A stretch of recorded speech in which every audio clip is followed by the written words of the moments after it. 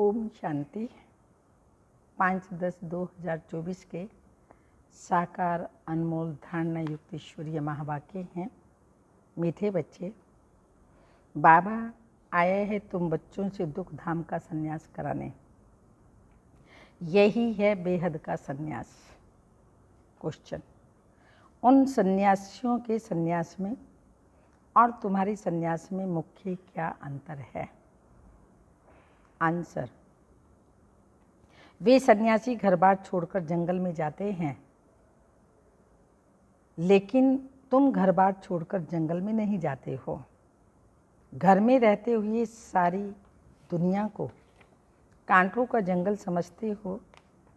तुम बुद्धि से सारी दुनिया का संन्यास करते हो। ओम शांति। रूहानी बाप बैठ रूहानी बच्चों को रोज रोज समझाते हैं, क्योंकि आधा कल्प के बेसमझ है ना, तो रोज रोज समझाना पड़ता है। पहले पहले तो मनुष्यों को शांति चाहिए। आत्मा ही सब असूल रहने वाली भी शांति धाम की ही है। बाप तो सदैव ही शांति का सागर है। अभी तुम शांति का वर्षा प्राप्त कर रहे हो। कहते हैं ना, शांति देवा आदि आदि। अर्थात हमको इस सृष्टि से अपने घर शांति धाम में ले जाओ अथवा शांति का वर्षा दो। देवताओं के आगे अथवा शिव बाबा के आगे ये जाकर कहते हैं कि शांति दो, क्योंकि शिव बाबा है शांति का सागर। अभी तुम शिव बाबा से शांति का वर्षा ले रहे हो। बाप को याद करते करते तुमको शांति धाम में जाना है जरूर। नहीं याद करेंगे तो भी जाएंगे जरूर। याद इसलिए करते हैं कि पापों का बोझा जो सिर पर है वह खत्म हो जाए। शांति और सुख मिलता है एक बाप से, क्योंकि वह सुख और शांति का सागर है। वह चीज ही मुख्य है। शांति को मुक्ति भी कहा जाता है और फिर जीवन मुक्ति व जीवन बंद भी है। अभी तुम जीवन बंद से जीवन मुक्त हो रहे हो। सतयुग में कोई भी बंधन नहीं होता, गायब भी जाता है सहज जीवन मुक्ति का सहज गति सदगति। सहज मुक्ति जीवन मुक्ति, सहज गति सदगति। अब दोनों का अर्थ तुम बच्चों ने समझा है। गति माना परम धाम, सदगति माना सतयुग, मुक्ति अर्थात परम धाम, और जीवन मुक्ति माना सतयुग। मुक्त हैं किससे? विकारों से। जीवन है, लेकिन जीवन में रहते हुए बुराइयों से, विकारों से, हर प्रकार के बंधन से मुक्त, इसलिए कहा जाता है जीवन मुक्ति। अब दोनों का अर्थ तुम बच्चों ने समझा है। गति कहा जाता है शांति धाम को, सदगति कहा जाता है सुख धाम को। सुख धाम, शांति धाम, फिर यह है दुख धाम। तुम यहाँ बैठे हो, बाप कहते हैं बच्चे शांति धाम को याद करो। आत्माओं को अपना घर भूला हुआ है, बाप आकर याद दिलाते हैं, समझाते हैं रूहानी बच्चों तुम घर जा नहीं सकते जब तक मुझे याद नहीं करेंगे। याद से तुम्हारे पाप भस्म हो जाएंगे। आत्मा पवित्र बन फिर अपने घर चली जाएगी। तुम बच्चे जानते हो यह अपवित्र दुनिया है, एक भी पवित्र मनुष्य नहीं। पवित्र दुनिया को सतयुग, अपवित्र दुनिया को कलयुग कहा जाता है। राम राज्य और रावण राज्य। रावण राज्य से अपवित्र दुनिया स्थापन होती है, तो यह बना बनाया खेल है। ये बेहद का बाप समझाते हैं, उनको ही सत्य कहा जाता है। सत्य बातें तुम संगम पर ही सुनते हो, फिर तुम सतयुग में जाते हो। द्वापर से फिर रावण राज्य शुरू होता है। रावण अर्थात असुर ठहरा। असुर कभी सत्य नहीं बोल सकते। इसलिए इसको कहा जाता है झूठी माया, झूठी काया, झूठा सब संसार। अगर बाबा ने कहा आत्मा भी झूठी है तो शरीर भी झूठा है।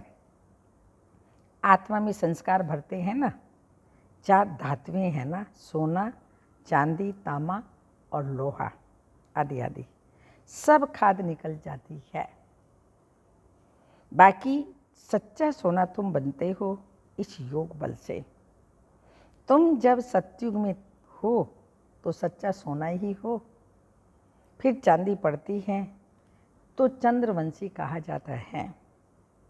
फिर तांबे की, लोहे की खाद पड़ती है द्वापर कलयुग में। फिर योग से तुम्हारे में जो चांदी है, तांबा, लोहा की खाद पड़ी है, वह निकल जाती है। तो पहले तुम सब आत्माएं शांति धाम में हो, फिर पहले पहले आते हो सतयुग में, तो उनको कहा जाता है गोल्डन एज। तुम सच्चा सोना हो। योग बल से सारी खाद निकलकर बाकी सच्चा सोना बचता है। शांति धाम को गोल्डन एज नहीं कहा जाता। Golden age, silver age, copper age यहाँ यानी सृष्टि पर कहा जाता है। शांति धाम में तो शांति ही है। आत्मा जब शरीर लेती है तब गोल्डन एज कहा जाता है। फिर सृष्टि ही गोल्डन एज बन जाती है। सतो प्रधान 5 तत्वों से शरीर बनता है। आत्मा सतो प्रधान है तो शरीर भी सतो प्रधान है। फिर पिछाड़ी में जाकर आयरन एजेड शरीर मिलता है, क्योंकि आत्मा में खाद पड़ती है। तो गोल्डन एज, सिल्वर एज इस सृष्टि को कहा जाता है। तो अब बच्चों को क्या करना है? पहले पहल शांति धाम जाना है, इसलिए बाप को याद करना है। तभी तमो प्रधान से सतो प्रधान बन जाएंगे। इसमें टाइम उतना ही लगता है जितना टाइम बाप यहाँ रहते हैं। वह गोल्डन एज में पार्ट लेते नहीं। तो आत्मा को जब शरीर मिलता है तब कहा जाता है यह गोल्डन एज जीव आत्मा है। सतयुग में गोल्डन एज जीव आत्मा है। ऐसे नहीं कहेंगे गोल्डन एज आत्मा, नहीं, गोल्डन एज जीव आत्मा। फिर सिल्वर एज जीव आत्मा होती है त्रेता युग में। तो यहाँ तुम बैठे हो, तुमको शांति भी है तो सुख भी प्राप्त होता है। तो क्या करना चाहिए? फिर से बाबा पूछ रहे हैं क्या करना चाहिए? दुख धाम का संन्यास, इसको कहा जाता है बेहद का संन्यास। उन सन्यासियों का हद का संन्यास है। घर बार छोड़ जंगल में चले जाते हैं। उनको ये पता नहीं है कि सारी सृष्टि ही जंगल है, कांटों का जंगल, जो एक दो को दुख देते कांटा चुभोते रहते हैं। ये कांटों का जंगल है, ये कांटों की दुनिया है। वह है फूलों की दुनिया, सत्युग स्वर्ग फूलों की दुनिया। भल वह संन्यास करते हैं, परंतु फिर भी कांटों की दुनिया में, जंगल में शहर से दूर दूर जाकर रहते हैं। उन्हों का है निवृत्ति मार्ग, तुम्हारा है प्रवृत्ति मार्ग। तुम पवित्र जोड़े थे, अभी अपवित्र बने हो। उनको गृहस्थ आश्रम भी कहते हैं। सन्यासी तो आते ही बाद में हैं। इस्लामी बोधी भी बाद में आते हैं। क्रिश्चियन से कुछ पहले आते हैं। तो यह झाड़ भी याद करना है, चक्र भी याद करना है। बाप कल्प कल्प आकर कल्प वृक्ष की नॉलेज देते हैं, क्योंकि खुद बीज रूप है, सत्य है, चैतन्य है। इसलिए कल्प कल्प आकर कल्प वृक्ष का सारा राज समझाते हैं। तुम आत्मा हो, परंतु तुमको ज्ञान का सागर, सुख का सागर, शांति का सागर नहीं कहा जाता। ये महिमा बाप की ही है जो तुमको ऐसा बनाते हैं। बाप की महिमा यह सदैव के लिए है। सदैव वह पवित्र है और निराकार है। सिर्फ थोड़े समय के लिए आते हैं पावन बनाने। सर्वव्यापी की तो बात ही नहीं। तुम जानते हो बाप सदैव वहाँ ही रहते हैं। परम धाम में बाबा रहते हैं। भक्ति मार्ग में सदैव उनको याद करते हैं। सतयुग में याद करने की दरकार ही नहीं है। रावण राज्य में तुम्हारा चिल्लाना शुरू होता है, वही आकर सुख शांति देते हैं। तो फिर जरूर अशांति में उनकी याद आती है। बाप समझाते हैं, हर 5000 वर्ष बाद मैं आता हूँ। आधा कल्प सुख है, आधा कल्प दुख है। आधा कल्प के बाद ही रावण राज्य शुरू होता है। इसमें पहला नंबर मूल है देह अभिमान। उसके बाद ही फिर और विकार आते हैं। अब बाप समझाते हैं, अपने को आत्मा समझो, देही अभिमानी बनो। आत्मा की ही पहचान चाहिए। मनुष्य तो सिर्फ कहते हैं ब्रह्मकुटी में आत्मा चमकती है। अभी तुम समझते हो वह है अकाल मूर्त। उस अकाल मूर्त आत्मा का तख्त यह शरीर है। आत्मा बैठती है ब्रह्मकुटी में। अकाल मूर्त का यह तख्त है। सब चैतन्य अकाल तख्त हैं। वह अकाल तख्त नहीं जो अमृतसर में लकड़ी का बना दिया है। बाप ने कहा है, जो भी मनुष्य मात्र हैं सबका अपना अपना अकाल तख्त है। आत्मा आकर यहाँ विराजमान होती है। सतयुग हो या कलयुग हो, आत्मा का तख्त है ही यह मनुष्य शरीर।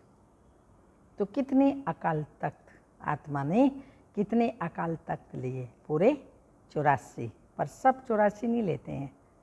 हाँ, किसी के फिर और सतयुग में आए, बाद में कम हो गए, त्रेता में आए और कम हो गए, 8 कम हो गए, द्वापर में आए 21 कम हो गए, फिर कलयुग में आए और कम हो गए।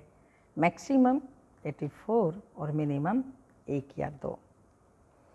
सतयुग हो या कलयुग हो, आत्मा का तख्त है ही यह मनुष्य शरीर। तो कितने अकाल तख्त हैं?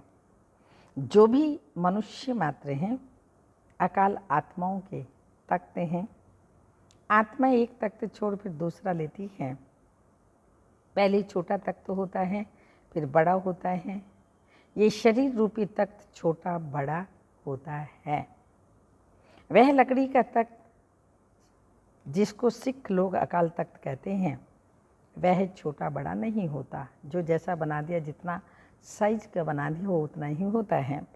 यह भी किसी को पता नहीं है कि सब मनुष्य मात्र का अकाल तख्त यह ब्रह्मकुटी है।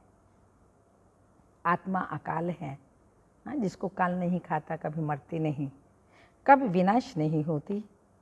आत्मा को तख्त भिन्न भिन्न मिलते हैं। सतयुग में तुमको बड़ा फर्स्ट क्लास तख्त मिलता है।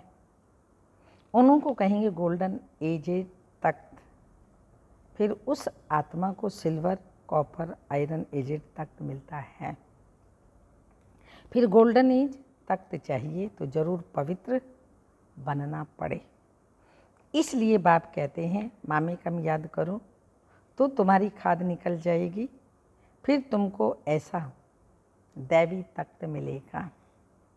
अभी ब्राह्मण कुल का तख्त है, पुरुषोत्तम संगम युग का तख्त है। फिर मुझ आत्मा को ये देवताई तख्त मिलेगा। ये बातें दुनिया के मनुष्य नहीं जानते। देह अभिमान में आने के बाद एक दो को दुख देते रहते हैं, इसलिए इनको दुख धाम कहा जाता है।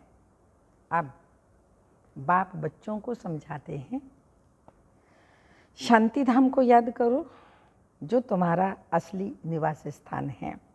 सुख धाम को याद करो, इसको भूलते जाओ। इनसे वैराग्य। ऐसे भी नहीं सन्यासियों मिसल घर बार छोड़ना है। बाप समझाते हैं वह एक तरफ तो अच्छा है, दूसरी तरफ बुरा है। तुम्हारा तो अच्छा ही है, उनको हठ योग अच्छा भी है तो बुरा भी है। क्योंकि देवताएं जब वाम मार्ग में जाते हैं तो भारत को थमाने के लिए पवित्रता जरूर चाहिए, तो उसमें भी मदद करते हैं। भारत अविनाशी खंड है। बाप का भी आना यहाँ होता है, तो जहाँ पर बेहद का बाप आते हैं वह सबसे बड़ा तीर्थ हो गया ना। सर्व की सदगति बाप ही आकर के करते हैं, इसलिए भारत ही ऊंच से ऊंच देश है। मूल बात बाप समझाते हैं, बच्चे ज्ञान की यात्रा में रहो। गीता में भी है मन मना भव अक्षर, परंतु बाप कोई संस्कृत तो नहीं बतलाते हैं। बाप मन मना भव का अर्थ समझाते हैं। देह की सब धर्म छोड़ अपने को आत्मनिश्चय करो। आत्मा अविनाशी है, वह कभी छोटी बड़ी नहीं होती। अनादि अविनाशी पार्ट भरा हुआ है, ड्रामा बना हुआ है। पिछाड़ी में जो आत्माएं आती हैं उनका बहुत थोड़ा पार्ट है। बाकी टाइम शांति धाम में ही रहते हैं, स्वर्ग में तो आ न सकें। पिछाड़ी को आने वाले वहाँ ही थोड़ा सुख, वहाँ ही थोड़ा दुख पाते हैं। जैसे दीपावली पर मच्छर कितने ढेर निकलते हैं, सुबह को उठकर देखो तो सब मच्छर मरे पड़े होंगे। तो मनुष्यों का भी ऐसे ही है, पिछाड़ी में आने वाले की क्या वैल्यू रहती है। जैसे जानवर मिसल ठहरे। तो बाप समझाते हैं यह सृष्टि चक्र कैसे फिरता है। मनुष्य सृष्टि रूपी झाड़ कैसे छोटे से बड़ा, बड़े से छोटा होता है। सतयुग में कितने थोड़े मनुष्य, कलयुग में कितने वृद्धि हो, झाड़ बड़ा हो जाता है। मुख्य बात है बाप ने इशारा दिया है। हाँ, कौन सा बाबा ने इशारा दिया कि गृहस्थ व्यवहार में रहते माँ में कम याद करो। 8 घंटा याद में रहने का अभ्यास करो। 8 घंटा याद में रहने का अभ्यास करो। याद करते करते आखिर पवित्र बन बाप के पास चले जाएंगे, स्कॉलरशिप भी मिलेगी। पाप अगर रह जाएंगे तो, हाँ बाबा ने कहा अगर फिर भी कोई पाप रह जाएंगे तो फिर जन्म लेना पड़ेगा। सजाएं खाते हैं फिर पद भी कम हो पड़ता है। हिसाब किताब चुकतो तो सबको करना ही है। जो भी मनुष्य मात्र हैं अभी तक भी जन्म लेते रहते हैं। इस समय देखेंगे भारतवासियों से क्रिश्चियंस की संख्या ज़्यादा है, वह फिर सेंसिबल भी हैं। भारतवासी तो 100% सेंसिबल थे, सो अब फिर नॉन सेंसिबल बन गए हैं, क्योंकि यही 100% सुख पाते हैं, फिर 100% दुख भी यही पाते हैं। वह तो आते ही हैं पीछे। तो बाप ने समझाया है क्रिश्चियन डिनास्टी का श्री कृष्ण डिनास्टी से कनेक्शन है। क्रिश्चियन ने राज्य छीना, फिर क्रिश्चियन डिनास्टी में ही राज्य मिलना है। इस समय क्रिश्चियन का जोर है, उन्हों को भारत से ही मदद मिलती है। अभी भारत भूख मरता है तो रिटर्न सर्विस हो रही है। यहाँ से बहुत धन, बहुत हीरे जवाहरात आदि वहाँ पर ले गए हैं, बहुत धनवान बने हैं, तो अब फिर धन पहुँचाते रहते हैं। उनको तो मिलने का नहीं है, तो अब तुम बच्चों को तो कोई पहचानते ही नहीं। अगर पहचानते तो आकर के राय लेते। तुम हो ईश्वरीय संप्रदाय, जो ईश्वर की राह पर चलते हो, बाकी फिर ईश्वर संप्रदाय से दैवी संप्रदाय बनेंगे, फिर क्षत्रिय वैश्य शूद्र संप्रदाय बनेंगे। अभी हम सो ब्राह्मण, फिर हम सो देवता, हम सो क्षत्रिय आदि आदि। हम सो का अर्थ देखो कितना अच्छा है। फिर बाजोली का खेल है जिसको समझना बहुत सहज है, परंतु माया बुला देती है। फिर दैवी गुणों से आसुरी गुणों में ले आती हैं। अपवित्र बनना आसुरी गुण ही है ना। अच्छा, मीठे मीठे सिक्की लदे बच्चों प्रति माता पिता बाप दादा का याद प्यार। Good morning, diamond morning. रूहानी बाप के रूहानी बच्चों को नमस्ते। हम रूहानी बच्चों की रूहानी माता पिता बाप दादा को याद प्यार। Good morning, diamond morning. ओम नमस्ते। धारणा के लिए मुख्य सार हैं। स्कॉलरशिप लेने के लिए गृहस्थ व्यवहार में रहते कम से कम 8 घंटा बाप को याद करना है। ये अभ्यास करना है। याद के अभ्यास से ही पाप कटेंगे और गोल्डन एजेट तक मिलेगा। सेकंड पॉइंट,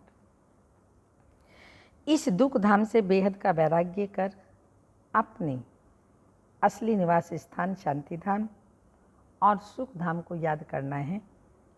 देही अभिमान में आकर किसी को दुख नहीं देना है। वरदान, कर्मों के हिसाब किताब को समझकर अपनी अचल स्थिति बनाने वाले सहज योगी भाव। स्पष्टीकरण, चलते चलते अगर कोई कर्मों का हिसाब किताब सामने आता है तो उसमें मन को हिलाओ नहीं, स्थिति को नीचे ऊपर नहीं करो। चलो आया तो परख कर उसे दूर से ही खत्म कर दो। अभी योद्धे नहीं बनो। सर्वशक्तिमान बाप साथ है तो माया हिला नहीं सकते। सिर्फ निश्चय का फाउंडेशन को प्रैक्टिकल में लाओ और समय पर उसको यूज करो तो सहज योगी बन जाएंगे। अब निरंतर योगी बनो, युद्ध करने वाले योद्धे नहीं। स्लोगन, डबल लाइट रहना है तो अपनी सर्व जिम्मेवारियों का बोझ बाप के हवाले कर दो। डबल लाइट रहना है तो अपनी सर्व जिम्मेवारियों का बोझ बाप हवाले कर दो। ये अव्यक्त इशारा संस्कार मिलन की रास करने के लिए कुछ मिटाना पड़ेगा, कुछ समाना पड़ेगा। ये मेरी संस्कार हैं, ये शब्द भी मिट जाए, इतनी तक मिटना है। जो पुरानी नेचर बदलकर ईश्वरीय नेचर बन जाए। जितना एक दो के समीप आते जा रहे हो उतना एक दो को सम्मान देते चलो। सम्मान देने के संस्कार मिलन सहज हो जाएगा। ओम शांति।